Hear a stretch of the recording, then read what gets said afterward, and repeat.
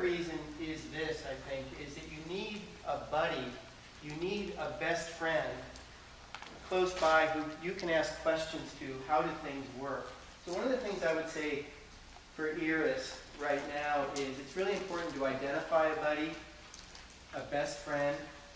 Ask them if they're prepared to be your best friend. Ask them if you could bother them to help you out with things.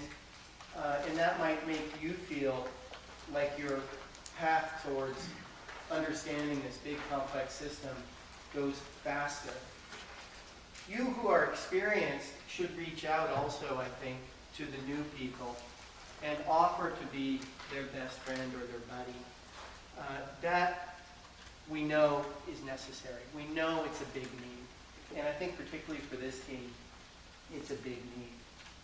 On your second point about marketing and researchers coming together,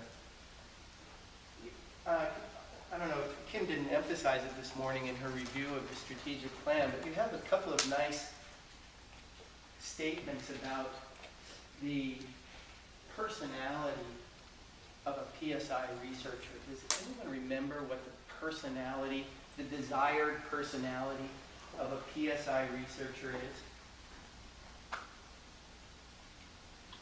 First word on there is smart, and you guys are very smart.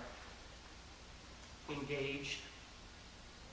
Just filling it. Is this bringing back any memories? Anyone want to help me? Engaged. Sharp. Sharp. Resourceful. Resourceful. Up to date. Flexible. Dedicated. Visible. Visible. Not in an office with their door shut, but visible. Out. This is hard for some of you. You guys are smart, but you're introverts, so it's sometimes hard to come out. Responsive. So maybe the words odds ratio, even if you say them louder and louder and louder, they still won't understand. So you have to be responsive about how they see the world and respond to their needs, and with data delivered in ways that is good for someone who doesn't understand research or who doesn't understand statistics, but wants desperately to save lives. How can we help save lives? So this relationship between marketers and researchers, those on Mars, those from Venus, is a real challenge. You've got to meet them halfway. We can do a lot to help them come to us. And I'm really delighted that Frederick is with us this week. He has been leading the charge on helping them come halfway, and also I think pulling us halfway. That bridge is a really important bridge to make.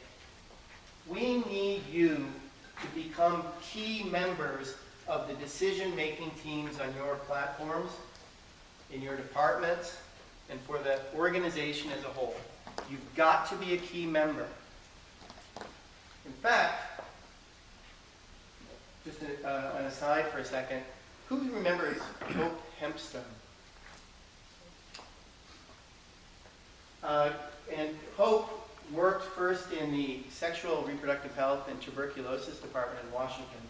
She then went out to be the HIV advisor, communications advisor in Lesotho, and she left us about a year ago, I think, maybe a little bit less, and went to USAID in Washington.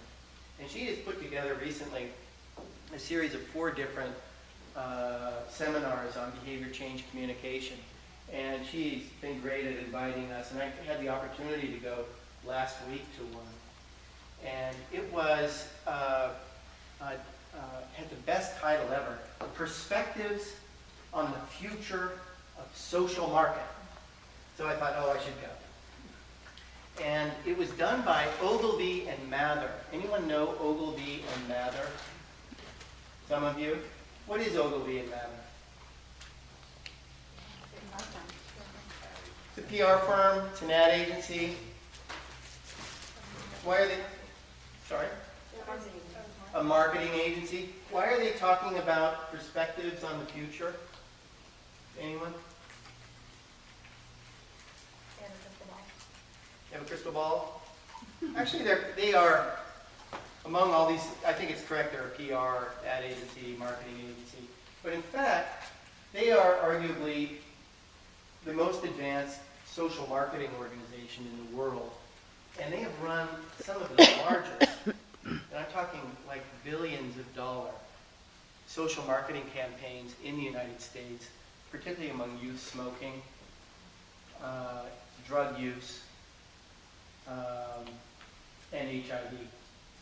And they have received very large grants from the Centers for Disease Control.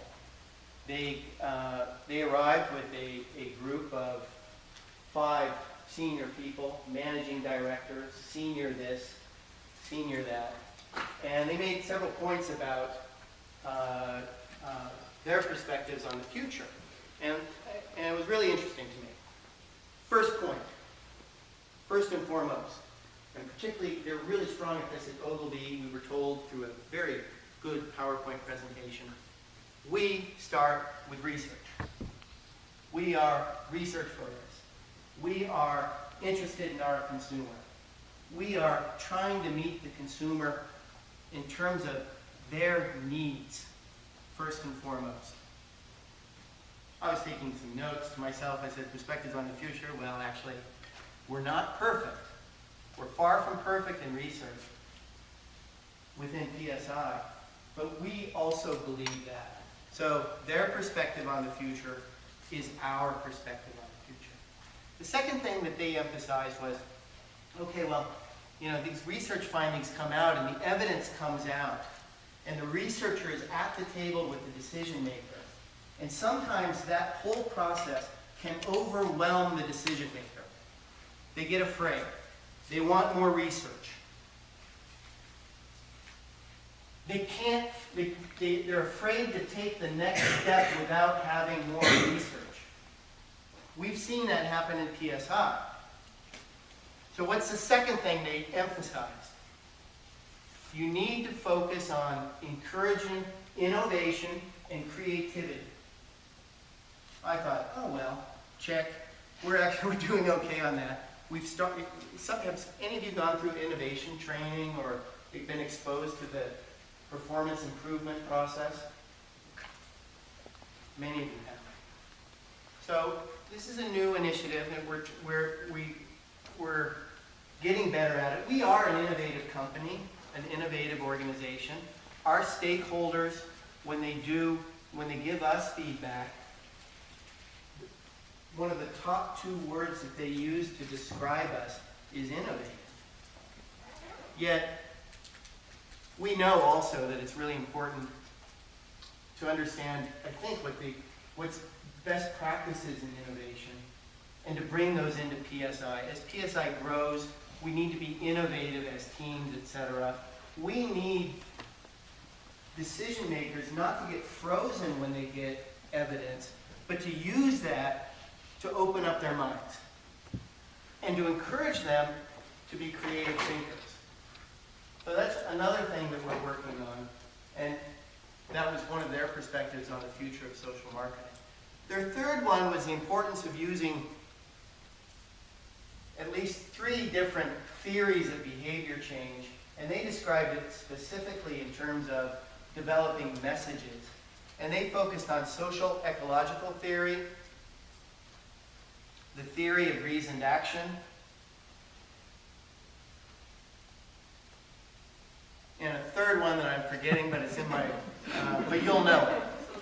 I thought I was about to say social cognitive theory, and I'm just not sure if it is. So, sorry. Oh, excuse me. Stages of change. Stages of change. And they explained those theories to us, how important it was to make sure that we were identifying those determinants of behavior and focusing our messaging and our interventions on changing those determinants. And if we could just do that, then we would produce real behavior change. And I thought, check. Now, as Kim pointed out, you guys are going to put a lot of energy